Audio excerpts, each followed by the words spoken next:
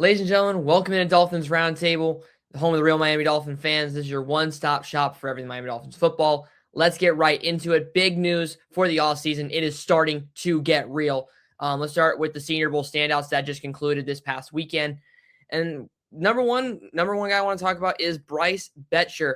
He is a linebacker from Oregon. This guy is right now getting him about the 5th, 7th round of the mock draft. I think this guy is going to be moving up the board.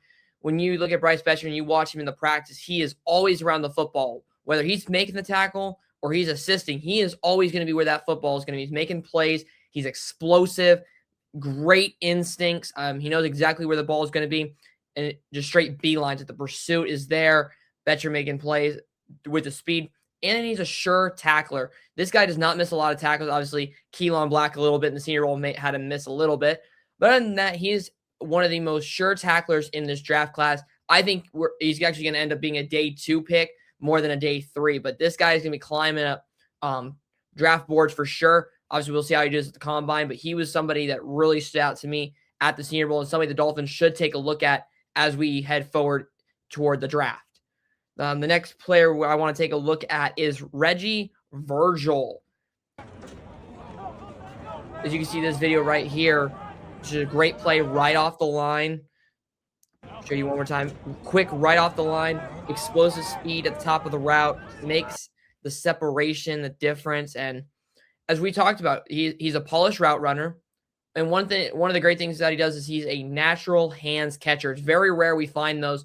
Found about a couple every single year when it comes draft time. And he's one of those natural hands catchers. And when you look at receivers, that's something that's a really big positive. And not only that, but he is fast. He is able to get off the line quickly, and if he doesn't make separation right off the line, he has that top-end speed that is able to get him that separation. He plays all the way through at the same speed, doesn't slow down, just consistently is hard to cover, and that speed ultimately makes the difference when you're covering one-on-one. He won a lot of those one-on-ones at the Senior Bowl. He even made a great catch over Clemens at the Senior Bowl as well. He made a great body control catch, but natural hands is probably the biggest thing, in my opinion, is the biggest difference about Virgil to some of these receivers. It makes him stand out, and his ability to not only compare speed in the natural hands, but he's a polished route runner, which not all of them are when they come ready for the NFL draft. Third on my list that stood out is Derrick Moore, and you probably all remember this video right here is Derrick Moore when he get ready to bull rush. I mean, look at this.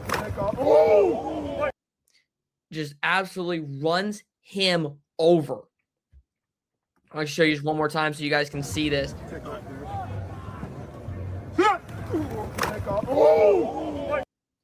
And that's just the power of Derrick Moore, the speed right off the line, explosive.